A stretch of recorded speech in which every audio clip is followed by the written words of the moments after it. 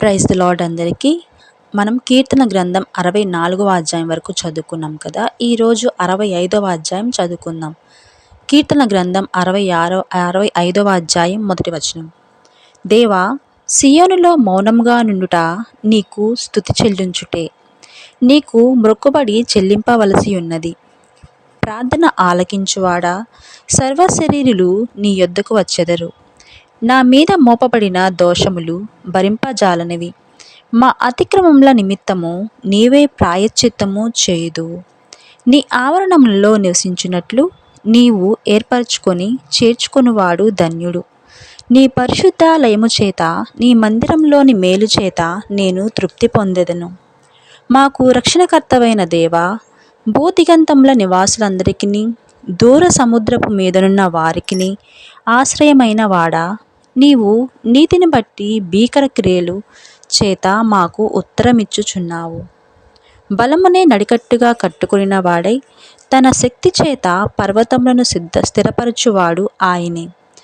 ఆయనే సముద్రముల ఘోషను, వాటి తరంగముల ఘోషను అణుచువాడు. జనముల అల్లరిని చల్లార్చువాడు. నీ సూచక క్రియలను చూచి భూదిగంత నివాసులను భయపడుదురు. ఉదయ సాయంత్రముల ఉత్పత్తులను నీవు సంతోషభరితముగా చేయుచున్నావు. నీవు భూమిని దర్శించి దాన్ని తడుపుచున్నావు. దానికి మహాదైశ్వర్యము కలుగజేయుచున్నావు. దేవుని నది నీళ్లతో నిండియున్నది.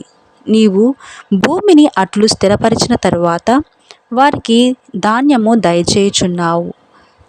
దాని దుక్కులను విస్తారమైన నేలతో తడిపి దాని గవినులను చదును చేయుచున్నావు. వాన జలుల చేత దానిని పదును చేయుచున్నావు. అది మొలకెత్తగా నీవు దాన్ని ఆశీర్వదించుచున్నావు. సంవత్సరమును నీ దయా కిరీటము ధరింపచేసి ఉన్నావు. నీ జాడలు సారము వెదజల్లుచున్నవి. అడవి బీడలు సారము చిలకరించుచున్నవి.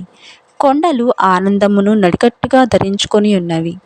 పచ్చిక పాట్లు మందలను వస్త్రం వలె ధరించి ఉన్నవి. లోయలు సస్యములతో కప్పబడి ఉన్నవి. అన్నియూ సంతోషధ్వని చేయుచున్నవి. అన్నియూ గానము చేయుచున్నవి. ఇంతటితో 65వ అధ్యాయం పూర్తయిందండి. 65వ అధ్యాయం యొక్క సారాంశం చూద్దాం. ఈ కీర్తన అంతా దేవుని గురించే వ్రాయబడింది. దీన్ని 3 భాగాలకు విభజించవచ్చు. ఒకటి దైవారాధన, అలాగే దేవుని మహాచర్యలు, మంచి ఫలసాయాన్ని ఇవ్వడంలో వెల్లడి అయిన దేవుని దయ. ఈ మొదటి వచనం మొదట్లో ఉన్న హిబ్రూ పదాలను అర్థం చేసుకోవడం కష్టమే, కానీ వాటిని ఓ దేవా, నీకు సియోనులో మౌనమే స్తుతి, లేక ఓ దేవా, సియోనులో నీకు స్తుతి చెల్లించడం తగినది, లేక ఓ దేవా, సియోనులో నీ కోసం స్తుతి కాచుకొని ఉంది అని కూడా మనం అనువాదించవచ్చు, అంటే అనుకోవచ్చు అన్నమాట. ఇక్కడ నిజదేవుని పేర్లలో ఒకటి కనిపిస్తుంది. పవిత్రత, న్యాయబుద్ధి, ప్రేమలాగానే ఇది కూడా ఆయన గుణాలలో ఒకటి. బైబిలు దేవుడు విశ్వమంతటినీ సృష్టించిన దేవుడు, ప్రార్థనలకు జవాబులిచ్చే దేవుడు. నిజదేవుని ప్రార్థించదలుచుకున్న వారెవరైనా పాపం అనే సమస్యను ఎదుర్కోవలసి ఉంటుంది. మనిషిని దేవుణ్ణి పాపం వేరు చేస్తుంది. దేవుడు మనిషి ప్రార్థనకు జవాబియ్యకుండా అడ్డుకుంటుంది. యెషయా గ్రంథము 59వ అధ్యాయం 1 నుంచి 4 వచనాల్లో మనం చూడొచ్చు. మన పాపాలు మనకు దూరం కావాలి, అవి క్షమించబడాలన్నమాట. అలా క్షమించబడితే దేవుడు మన యొక్క కోరికలను, అలాగే మన యొక్క ప్రార్థనలను వింటాడు. ఎందుకంటే ఆ పాపాల కోసం ఆయన కుమారుడు బలి అయ్యాడు, అంటే యేసయ్య మన యొక్క పాపాల కోసం బలి అయ్యాడు కాబట్టి. అయితే దేవుడు క్షమించిన పాపాలను మనం విడిచిపెట్టాలి. మనం దేవుణ్ణి ఎన్నుకోక మునుపు ఎప్పుడో దేవుడు మనల్ని ఎన్నుకున్నాడు. యోహాను సువార్త 15వ అధ్యాయం 16వ వచనం, అలాగే ఎఫెసు గ్రంథము 1వ అధ్యాయం 4 నుంచి 11 వచనాలులో మనం చూస్తాము. ఆ పైన మనం ఈయనను ఆరాధించేలా, ఆయన సన్నిధిలో మనం నివసించేలా మనలను తన చెంత చేర్చుకుంటాడు.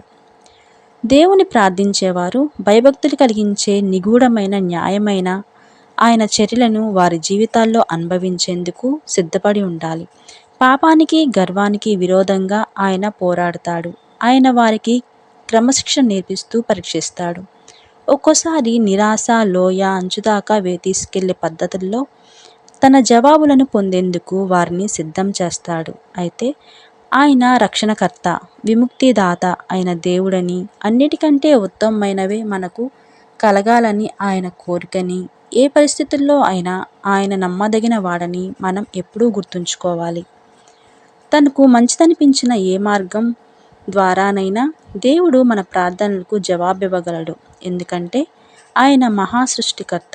చెలరేగే సాగరం, అల్లకల్లోలమైన జనాలు ఆయన అదుపులోనే ఉంటాయి.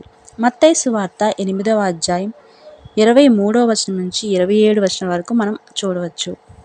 సృష్టికర్త భూమిపైన వాన కురిపించడం, పొలాలను ఫలభరితం చేయడం, పంటలు సమృద్ధిగా అనుగ్రహించడం. ఆహా, ఎంత అందమైన వర్ణన! ఇలా చేస్తున్నందుకు ఆయన్ను గుర్తించి ఆయనకు కృతజ్ఞతలు అర్పించేది కొద్దిమందే. అయినప్పటికీ ఆయన దీన్ని కొనసాగిస్తూనే ఉన్నాడు.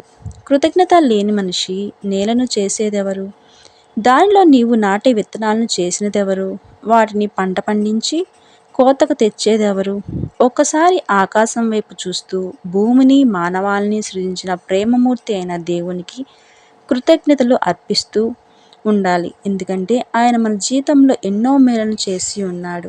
అలాగే ఇంకా మేలులెన్నో మనం మన జీవితాల్లో చూడగలగాలి. అందుకు దేవుని కృప మాత్రమే మనకు సహాయం చేయగలదు. మనుషులు సహాయం చేయలేరు, కానీ అదృశ్యమందున దేవుడే మన యొక్క ప్రార్థనలను అంగీకరించి మన యొక్క కోరికలన్నింటినీ కూడా సిద్ధింప చేయగలడు. అలాంటి దేవుణ్ణి మీరు ప్రార్థిస్తూ, అలాగే మీరు పొందిన మేలు గురించి ఆయనకు కృతజ్ఞతాస్తుతులు చెల్లిస్తూ ఉండాలని కోరుకుంటున్నాను. ఇంతటితో 65వ అధ్యాయం పూర్తయింది. 66వ అధ్యాయంతో మళ్ళీ కలుద్దాం. Praise the lord.